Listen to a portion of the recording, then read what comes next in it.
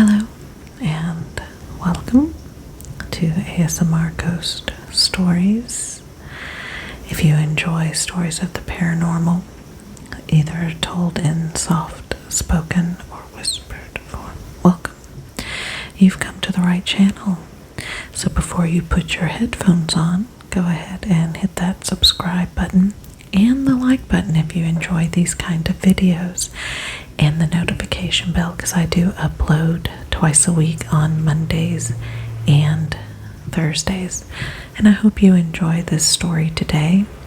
As I'm recording this, there's a wonderful thunderstorm going on outside, so I'm sure you can hear the rain pounding on my windows, so you can enjoy some thunder. And let's go ahead and dive right in. Today's topic is the Amityville Horror House. The Amityville Horror is a book by American author Jay Anson, published in September of 1977. It is also the basis of a series of films released from 1979 onward. The book is based on the claims of paranormal experiences by the Lutz family, but has led to controversy and lawsuits over its truthfulness. On November the 13th, 1974, Ronald DeFeo Jr.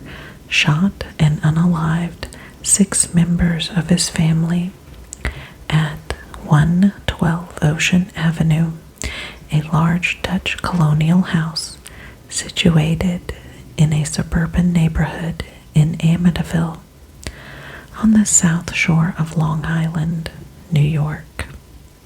He was convicted of second-degree murder in November of 1975 and sentenced to 6 terms of 25 years to life in prison. DeFeo died in custody in March 2021. In December of 1975, George and Kathy Lutz and their 3 children moved into the house. After 28 days, the Lutzes fled the house, claiming to have been terrorized by paranormal phenomena while living there. The book describes the house at 112 Ocean Avenue as remaining empty for 13 months after the DeFeo murders. In December of 1975, George and Kathleen Lutz bought the house for what was considered to be a bargain price of 80,000 American dollars. The 5-bedroom house was built in Dutch colonial style and had a distinctive gambrel roof. It also had a swimming pool and a boathouse, as it was located on a canal. George and Kathy married in July of 1975, and each had their own homes, but they wanted to start fresh with the new property. Kathy had 3 children from a previous marriage: Daniel 9, Christopher 7, and Melissa or Missy 5. They also owned a crossbreed Malamute Labrador dog named Harry. During their first inspection of the house, the real estate broker told them about the DeFeo murders and asked if this would affect their decision. After discussing the matter, they decided that it was not a problem. The Lutz family moved in on December the 18th, 1975. Much of the DeFeo family's furniture was still in the house because it was included for 400 American dollars as part of the deal. A friend of George Lutz learned about the history of the house and insisted on having it blessed. At the time, George was a non-practicing Methodist and had no experience of what this would entail. Kathy was a non-practicing Catholic and explained the process. George knew a Catholic priest named Father Ray who agreed to carry out the house blessing. In Anson's book, Real Life Priest Father Ralph J. Piccioro, I don't know how to say it, is referred to as Father Mancuso for privacy reasons. Father Mancuso was a lawyer, judge of the Catholic court, and a psychotherapist who lived at the local Sacred Heart Rectory. He arrived to perform the blessing while George and Kathy were unpacking their belongings on the afternoon of December the 18th, 1975, and went into the building to carry out the rites. When he flicked the first holy water and began to pray, he heard a masculine voice demand that he get out. When leaving the house, Father Mancuso did not mention this incident to either George or Kathy. On December 24th, 1975, Father Mancuso called George Lutz and advised him to stay out of the second floor room where he had heard the mysterious voice, the former bedroom of Mark and John Matthew DeFeo, that Kathy planned to use as a sewing room. But the call was cut short by static. Following his visit to the house, Father Mancuso allegedly developed a high fever and blisters on his hands similar to stigmata. At first, George and Kathy experienced nothing unusual in the house. Talking about their experiences subsequently, they reported that it was as if they were each living in a different house. By mid-January 1976, after another attempt at a house blessing by George and Kathy, they experienced what would turn out to be their final night in the house.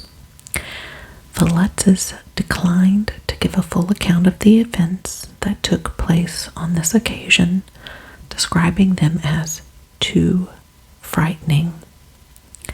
After getting in touch with Father Mancuso, the Lutzes decided to take some belongings and stay at Kathy's mother's house in nearby Deer Park, New York, until they had sorted out their problems with the house.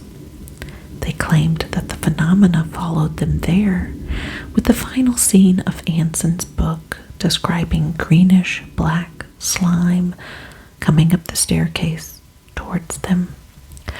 On January the 14th, 1976, George and Kathy Lutz, with their 3 children and their dog Harry, left 112 Ocean Avenue, leaving all their possessions behind.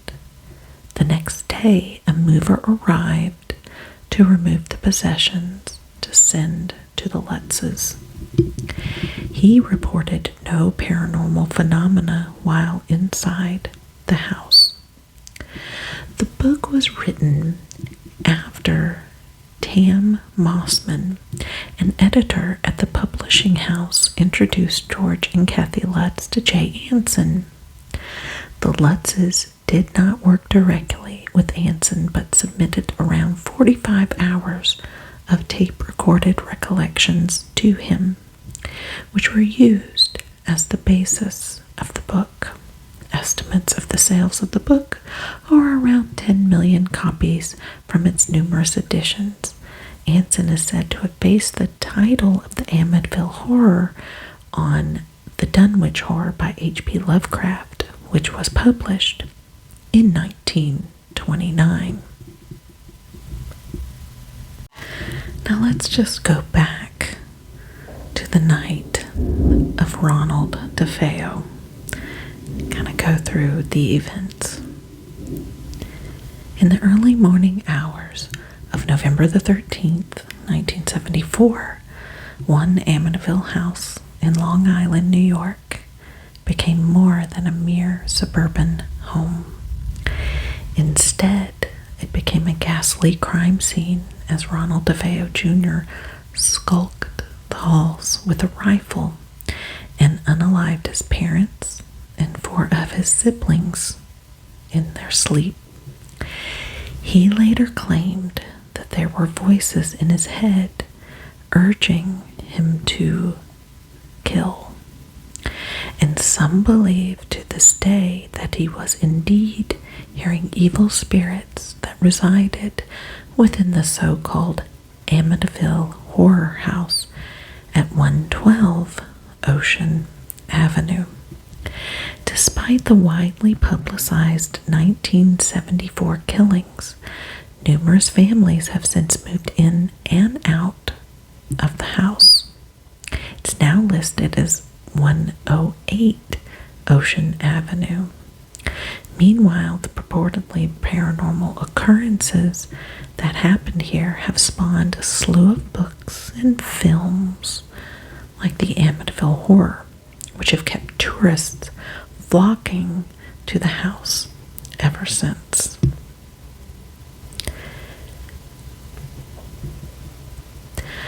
Though DeFeo's grisly crimes were all too real, is it possible that he was actually under the control of evil spirits that inhabited the house and haunted the Letz's family that moved in soon after? Either way, the stories take you inside the Amityville Horror House, the scene of both one of the grisliest crimes and most notorious alleged hauntings in modern history.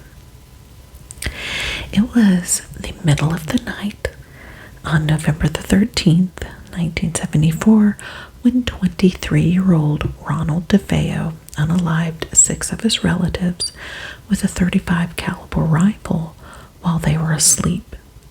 Parents Louise and Ronald DeFeo Sr., siblings 18-year-old Don, 13-year-old Allison, 12-year-old Mark, and 9-year-old John Matthew. Though he confessed to his deeds, DeFeo's defense would later attempt to enter in an insanity plea. DeFeo claimed he was guided by malevolent voices in his head and couldn't control his behavior. It was this claim and the murders themselves that spawned the notion that 112 Ocean Avenue itself was haunted, and that the DeFeo family as a whole were victims of the house. However, a look at DeFeo Jr.'s life provides an alternative reading of the events. With an abusive father and passive mother, the boy's troubled childhood led to substance abuse as an adult. He not only lashed out at his father, but once even threatened him with a gun. The parents hoped letting him live at home and with a weekly stipend would help. DeFeo Jr. barely held a job. On the day in question, DeFeo Jr. left work and went to a bar. He kept calling his home to no avail and complained to patrons about it. He eventually left, only to return at 6:30 a.m. when he yelled, "You got to help me. I think my mother and father are shot." Authorities found all 6 members unalived in their beds, shot with a rifle at around 3:15 a.m. and positioned on their stomachs. There was no sign of struggle, nor that they were drugged. No local reports of gunshots were logged, with only the DeFeo dog barking away. DeFeo Jr. changed his alibi several times. From claiming he was at the bar during the time of the murders to mob hitman Louis Fellini killing his family while forcing DeFeo Jr. to watch. He eventually confessed that he gunned down his own family and stood trial on October the 14th, 1975. Though attorney William Weber tried to enter an insanity plea, the prosecution argued DeFeo Jr. was a mere drug addict who was well aware of what he was doing that night. He was convicted on 6 counts of second-degree murder and sentenced to 6 concurrent sentences of 25 years to life. But it wasn't until after the Lutz family moved into the house in December of 1975 that the purported haunting of the Amityville horror house allegedly set in. George and Kathy Lutz believed their purchase of the 4,000 square foot house at $80,000 American dollars was a steal, but moved out 28 days later after terrifying incidents allegedly forced them to leave. From green slime purportedly oozing from the walls and eyes peering into the house from outside, to foul odors and Kathy allegedly levitating in bed. It was a rather disquieting month. George claimed he woke up at 3:15 a.m. each night, the exact time of the unalivements of the DeFeo family members. The Amityville horror book was based on these reported events and served as the foundation for the 1979 film of the same name, which was remade in 2005. The book became a bestseller, while the film grew into a classic, and legions of horror aficionados flocked to town. Anson's book used 45 hours of the family's recorded interviews as a basis, and one of the 3 Lutz children, Christopher Quarantino, confirmed that the hauntings happened. However, he also said that the events were exaggerated by his stepfather, George Lutz. George Lutz was curious about paranormal activity and actively tried to summon spirits, but had a financial motivation to sell his story to the media due to the family's severe debt. And Weber, DeFeo Jr.'s attorney, said the haunting was all a hoax, which he purportedly conjured up with Anson while drinking. Ultimately, the house remains just that, a house. It has changed hands for decades, with nothing but price fluctuations and a change in address serving as notable incidents. But even after the Amityville horror house's address changed, the public fascination never let up. To this day, countless people still yearn to get inside the Amityville horror house just to get a taste of its supposed terrors. At present, the Dutch colonial home is quite a property, with 5 bedrooms, 3.5 bathrooms, and a boathouse on a canal off the Long Island Sound. The house can command a high price and attract wealthy buyers. Despite its appeal, after the Lutz family moved out, it went into foreclosure in 1977. It was next owned by James and Barbara Cromartie, the owners of Riverhead Raceway. The Cromarties changed the Amityville horror house address from 112 Ocean Avenue to 108, hoping to stave off stalkers and retain its fluctuating value. To this day, the Amityville Horror House address remains as 108. After an uneventful decade living within its walls, they sold it to Peter and Jean O'Neill in 1987. The O'Neills sold it in 1997 for $310,000 American dollars to Brian Wilson, not the Beach Boys singer. Most recently, the house sold for $605,000 US American dollars in 2017. As for the New Jersey home used for the 1979 Amityville film's exterior shots, it was put on the market in 2011 for $1.45 million American dollars, then dropped to $1.35 million dollars. When Odalys Fragoso put the 1920 structure on the market, she was immediately asked if it was haunted. She explained that ghosts had nothing to do with the sale, but that she was merely divorcing her husband.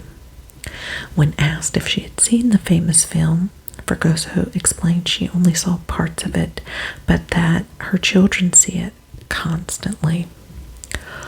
Ultimately, the appeal of the Amityville house and its related New Jersey home seems largely rooted in the purportedly exaggerated book and its Hollywood adaptations.